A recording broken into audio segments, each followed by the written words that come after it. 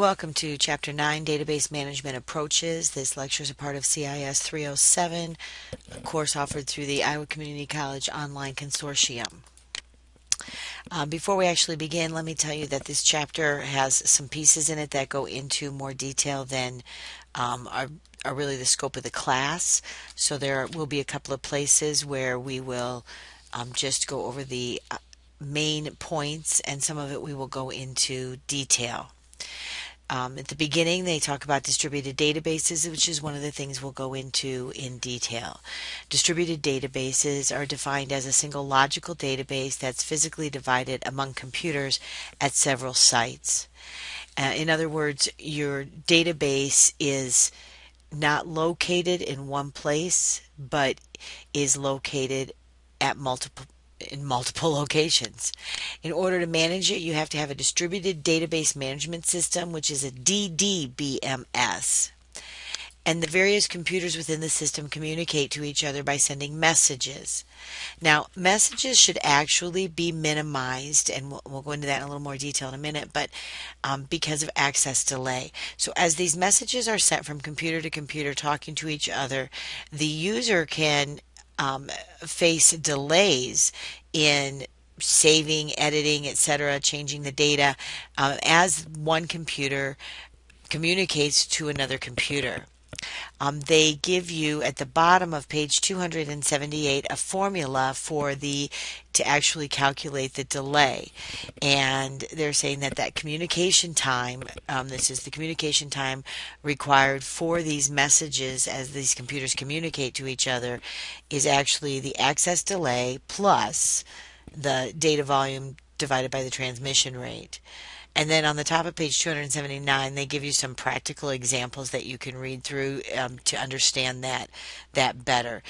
So if you can minimize those messages through the management and the way that you program the database, then you're going to increase your overall efficiency of that database. So to understand some of the characteristics of a distributed database management system, we've got a couple of different ways we can do it. A homogeneous system is going to have basically multiple copies of the database management system at each site, where a heterogeneous system is going to have two or more sites where the local database management system is different. Now, a heterogeneous system has a couple of things to keep in mind. It is more complex, and of course as you add complexity to systems, there are going to be more problems and it's going to be more difficult to manage, but there are some definite advantages of a heterogeneous system as well. Whether it's homogeneous or heterogeneous, all distributed database management systems are going to share three characteristics: location transparency, replication transparency, and fragmentation transparency. So to understand that a little bit better, location transparency basically means that the user should be able to access the data at a remote site, and the response times from the remote site may be considerably slower, but aside from that, the user should feel that the database is stored locally. So the user isn't going to have a difference in the use of the database because they're located in a different place, different physical location than the actual database itself. Replication transparency means that remember that replication allows users at different sites to use and update copies of the database and share those updates, and the distributed database management system should handle the updating of that replicated data behind the scenes. So the user doesn't even have to have a knowledge of the fact that their database is being copied to other databases behind the scenes or to some type of a central site. And fragmentation transparency, at times, especially if you have a heterogeneous system where you have different pieces of the database stored in different places, you may often want to take a particular table design and break it down so that tables, data is actually in multiple places, and only some of the data is stored at each physical location. They give you a good example of this on page 280, and what they're trying to show you there is, let's say you have a large table and that's full of parts and inventory in various warehouses. Well, you would store the data for each warehouse on the database that is stored at each warehouse. So what is the overall data in that table would actually be, say you had 3 warehouses stored in location A, location B, and location C, and it's when those 3 are brought together that you have the full unfragmentation. So the user, though, should not even realize that the data is actually stored at multiple locations. And that might be kind of confusing at first, but if you think about it, I'm more likely to query the data that is in my own warehouse. So by having my data stored at my location and your data stored at your location, even though I may sometimes need to query the data from your location, which would be a little slower, it should really be transparent. So I may not really have an understanding of the fact that the table's data is actually stored in different places. So that's what fragmentation transparency is. Remember, the user should not be aware of that fragmented data. On page 281, it goes into some of the advantages of a distributed database management system. One of the big advantages is the local control of the data. Because the data is stored in multiple locations, I may have a situation where I have to approach something a little bit differently than another location. So I have local control of my data, you have local control of your data, and again, that's a huge advantage for me. But would it be transparent to the end user? Remember, all of these things should be transparent to the end user. Another big advantage is that increased database capacity. So let's say that my warehouse is considerably larger than your warehouse, thus I'm going to have more parts, and rather than having to increase the size of everything, we could just add more capacity to my piece, and that would ultimately add capacity to the overall system. System availability is important. With a centralized database system, it's either up or it's down. But with a distributed database system, it may very well be that one location has, for example, lost power and is down, but the other locations would still be able to be up and running. That can be a huge advantage of a distributed database system. And of course, all of these things lead to an improved performance, mostly in speed. But because we're eliminating some of that network communication, so we're able to actually get to our data quicker. But of course, distributed database management system has disadvantages, and they talk about these on pages 282 and 283 to, I think it goes into 284. One big disadvantage is the update of replicated data. Now, because the data is constantly being copied from location to location, to actually do those updates to the other locations is going to take more time, and thus decrease the performance at that moment. A big way that we get around this is to use a primary copy of the database, so that as long as the primary copy of the database is updated, then the database itself is considered to be updated. For example, let's say we have 3 locations, A, B, and C. We might designate a copy or location A to be the primary copy of the database. So if, say, copy B makes changes, it updates A. If C makes changes, it updates A. A updates back to B and C, but B and C are never talking to each other. So this is going to require more complex querying which leads us into the next one. Actually more complex programming overall, but in the end it's going to be faster and more efficient programming, because B is, talking to A, C is talking to A, and I might have a D and an E and an F, and they're all talking to A. But now think about when I do some type of querying, that means that the messages that I send are going to often be longer. Coming into more, another reason for that you'll have more complex querying is the way that data can actually be retrieved. One strategy would have each row of each remote site being examined to determine whether or not it fits into the criteria of the query. So that would be constant message, message, message, message, as one database is communicating to another site. Meanwhile, a better way to do it, when you get into that primary copy and etc., would be to have a single message from the local site going to the remote site, so that the remote site actually does all of the querying and only sends back the answer. This is going to be a longer message that is sent, but it's going to be less messages that are sent. So it is more complex. It requires more programming. Both of these require more programming, but they're going to be, in the end, increased performance because of the lower communication time. A more complex treatment of concurrent updates. Earlier we talked about deadlocks that can happen, but when you get into a distributed database management system, there's actually two types of deadlocks that can occur.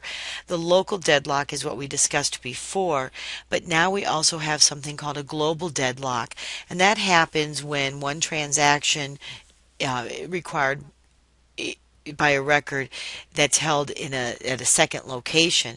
So this could create a global deadlock, and it can only be resolved by sending numerous messages back and forth between the computers. And of course, again, the more messages that have to be sent, the lower your overall performance is going to be. Again, a distributed database system has a problem of a more complex recovery measure.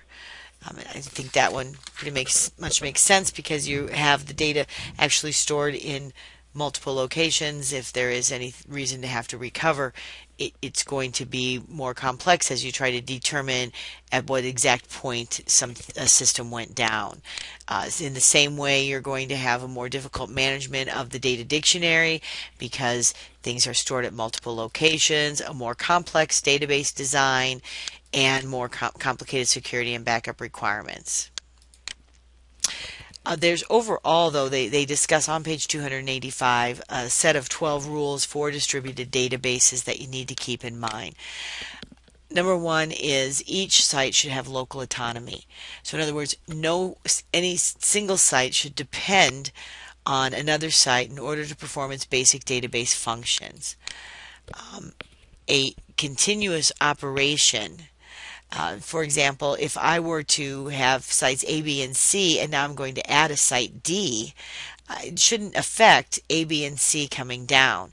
If I upgrade hardware at site C, sites A and B should be able to continue to run without them knowing that I had to take site C down in order to do a hardware update, for example, or upgrade, for example. Again, as we already discussed, a distributed database should have the location transparency, fragmentation transparency, the replication transparency. There's more programming required in order to get the distributed query processing and transaction management to happen. It's important that in a distributed database that we have a hardware independence. In other words, each location may have different types of hardware. Each location may have a different operating system. Each location may have a different network. And actually, each location may possibly even have a separate database management system. In order for that to happen, to have that separate DBMS, remember that they would all have to support a common language, and the most common language is SQL or SQL. So After discussing distributed database management systems, it goes on to discuss client-server systems. Now, with a client-server system, you're talking about a file server that stores the files required by the users on the network, and the database management system runs on the server. The users, or the clients, request specific data. Usually you're going to see this type of system run on a two-tier architecture. So what that means is I'm going to have the business or the database stored in one location, and the clients are going to basically just show me pictures of the data, or presentations of the data. But there's a third piece that comes in here, which is the business functions. In other words, let's say, the database might actually store what somebody's commission rate is, and it might store what their total sales is. But I don't store their actual commission dollar amount. That's a calculated field. So is the calculation going to happen on the client or on the server? And it can actually happen in either location. If the calculation occurs on the client, then that's what's known as a fat client. And if the calculation is actually performed on the server, then the client is known as a thin client. Two-tier architecture is by far the most common architecture you're going to see on a client-server system. It is possible, however, to have three-tier architecture. So you have your clients who present the data, they display, they show the data, and you have your server that performs all your database functions. But when it comes to those business functions, for example, figuring out those calculated fields, you could use a third tier so that you have an application server that sits in between the client and the database servers, and that's where those where those business functions are actually performed at. So what are some of the advantages of a client-server system? Well, we're going to have lower network traffic because we aren't constantly doing this update. The only time I'm going to have network traffic between me, the client, and the file server is when I've actually accessed a piece of data. This, of course, is going to give me some improved processing distribution. I'm going to have thinner clients. I should say most likely I'm going to have thinner clients, which means that if I get a powerful server, the clients themselves don't have to be as powerful of machines, thus they cost less money.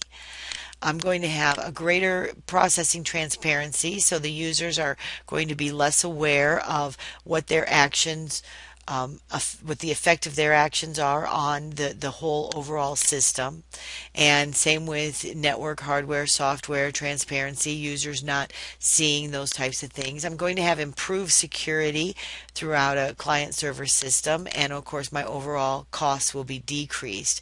And I'll have increased scalability. And by that, the increased scalability, as I have more and more clients accessing into that server, I have the ability to, for example, move from a two-tier to a three-tier architecture to increase and allow more and more clients to be added to the overall system. The next rest of the chapter gets into some things that we are going to more touch the overall general idea of. The next one it discusses is web access to databases, and this is definitely a growing area, but this is not a web design class, and I really feel like in the chapter they get into a lot of very, very specific history and talk about some of the languages before HTTP and just more detail than is required, and definitely more detail than is required for the exam that they put together for it. So just to get a general idea, with web access to a database, we're going to use a web browser to retrieve a web page from a web client. Each web page is a text document that contains the codes or tags to display in the browser. So when I get into having web access to databases, now I not only have to have the database background and be able to do that database design and that whole aspect of it, but now I also have to have somebody that can do programming those web pages. Each web page is assigned an internet address called a Uniform Resource Locator, or a URL. For example, http://www.irs.gov/individual/index.html. And of course, I'm sure that everybody's coming from different backgrounds, but I'm sure all of you have typed web addresses such as this into your browser window, pressed the enter key, and something has come up. But if you really think about it, what you're doing is you're requesting a web server, www.irs.gov, to go to a certain location, in this case individuals, and from that location to bring up an actual web page, index.html. Now, what I didn't identify out here in a separate bullet is the HTTP part of that. HTTP is Hypertext Transfer Protocol, and that's the communication method that the web clients and servers use to exchange data on the internet. You'll notice that nearly every web address begins with HTTP. So with that in mind for your web address, then you need to understand XML. XML stands for Extensible Markup Language, and it's a meta language that's derived from a subset of SGML, which led to HTML. Don't worry about where it came from as much as XML, Extensible Markup Language, is a meta language. So what's a meta language? Well, a meta language is a language used to make statements about statements in another language. And what XML does is it allows you to create text documents that follow simple, specific rules for their content. And that is about all of the information that you need to pull out of the web database part of the text, which is about 4 pages there. So I guess suffice it to say that accessing data through internet pages is a new and upcoming method to get to the data. But again, it just so barely scratches the surface that I just felt you were getting bogged down in too many acronyms and details to really worry about it much beyond that. So then we jump all the way up to page 295, data warehouses, and let's spend a little bit of time on those because those are much more important. So a data warehouse is subject-oriented, integrated, time-variant, non-volatile collection of data in support of management's decision-making process. And the key there is management's decision-making process. See, management doesn't get down in front of a computer and push the buttons and enter data and add records and etc. into multiple systems. A typical company is going to have a human resources system, maybe an accounts payable system, maybe an accounts receivable, maybe a product system. Okay, so to understand that better, I'm going to go ahead and use a school example, because you're all students, and obviously that's the one that I work in every day. So if you think about it, I've got a database that keeps track of students and their courses and what courses they take, what grades they get. That's my product. Meanwhile, though, we have employees. So I have a human resources database. Meanwhile, though, we have bills to pay. So I've got a business office that has an accounts payable database. And of course, we bill people. So we have an accounts receivable database. And these databases are separate, but management needs to be able to look at that overall picture of them. So we look at the data in a different manner. We look at it now as subject orientated. So the data is organized by entity rather than by each application that uses the data. So I might look at employees, and I might be looking at, for example, faculty from how much we pay them in the HR database versus what their class load is or how many credit hours they're teaching over in that product database. A data warehouse is integrated. So even though the data is stored in multiple locations and in multiple systems, and some of those systems might be relational, some might be flat file, etc., The data warehouse integrates that data together. What's crucial here is understanding the time variant. The data that's stored in a data warehouse is not live data.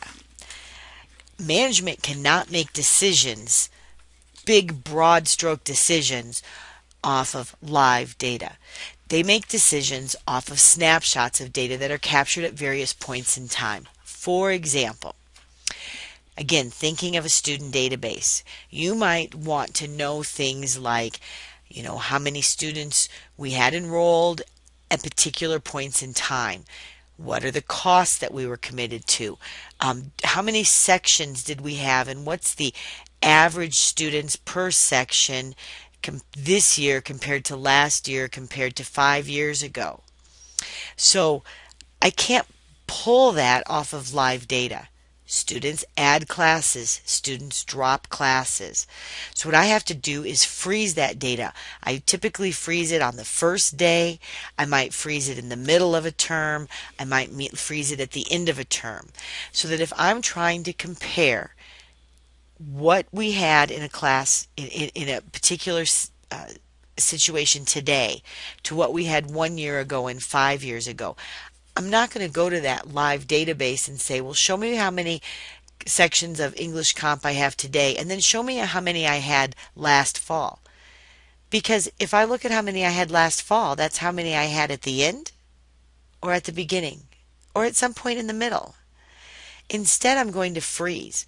So I might freeze at the exact midpoint of each semester. If you think about it, a semester starts at a different day of the year every year.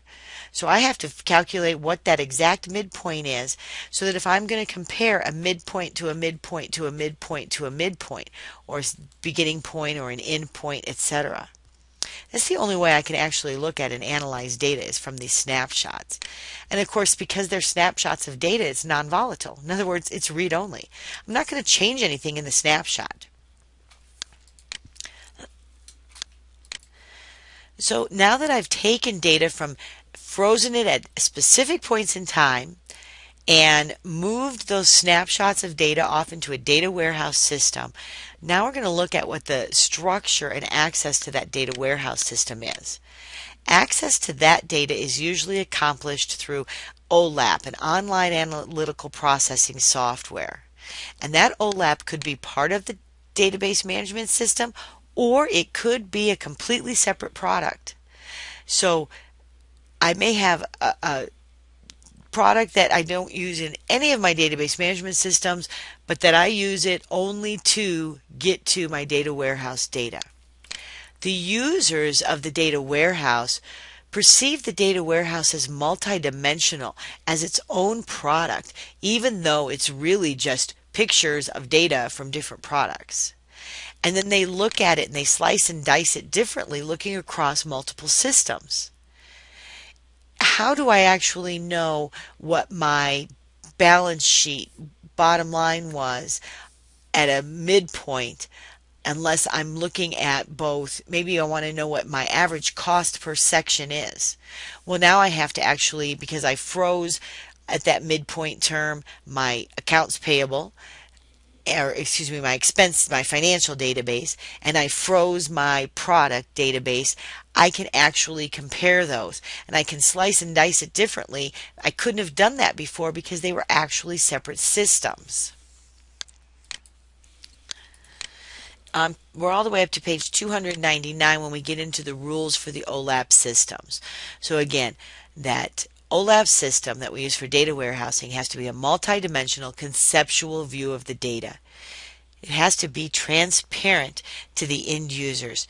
They just think they're using a product, and they don't need to actually understand that some of that data was in a flat file spreadsheet and some of that data was in a huge relational database, because they're looking at it differently. They perceive themselves to have a single view of that data, even though it may be stored physically or originally stored in several heterogeneous locations and in different forms. To them, it's just, they have complete accessibility to it, and they don't have to learn 5 or 6 different systems. They simply have to learn how to access the data through their data warehouse. As a result of the way that we capture the data and freeze the data and use snapshots, we're going to have consistent reporting performance.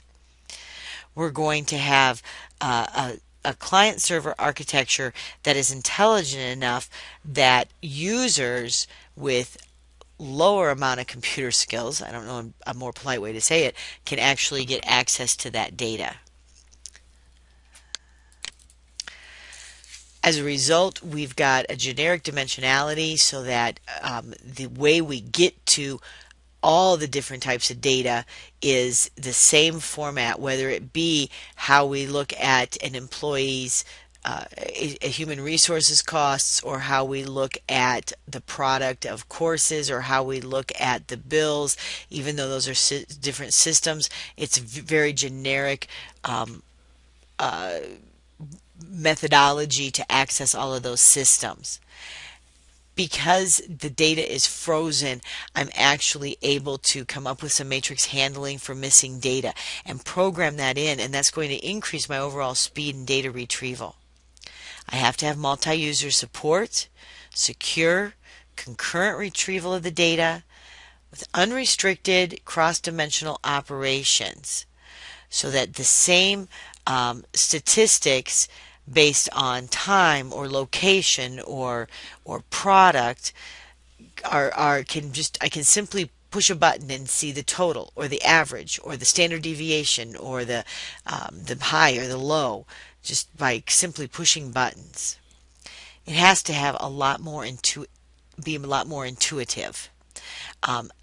You're not going to see menus and programming, but more looking at pictures and clicking on those pictures to drill down to that piece of the pie, and you click on it and it's going to drill down to show me what that piece of the pie is made up of until I finally have drilled down far enough that I get to the actual data.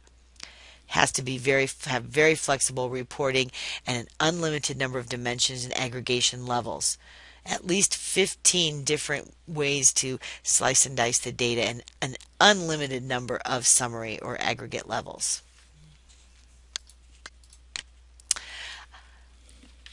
So, excuse me. So we went into a lot of detail there over the data warehouses. That's within the scope of this course. And the last subject in your chapter is object-oriented database management systems. And again, this one we're just going to kind of skim over so you have a basic understanding that an object-oriented database management system, the data and the actions that operate on the data are encapsulated into objects. Well, encapsulated means that they define an object to contain both the data and its associated actions.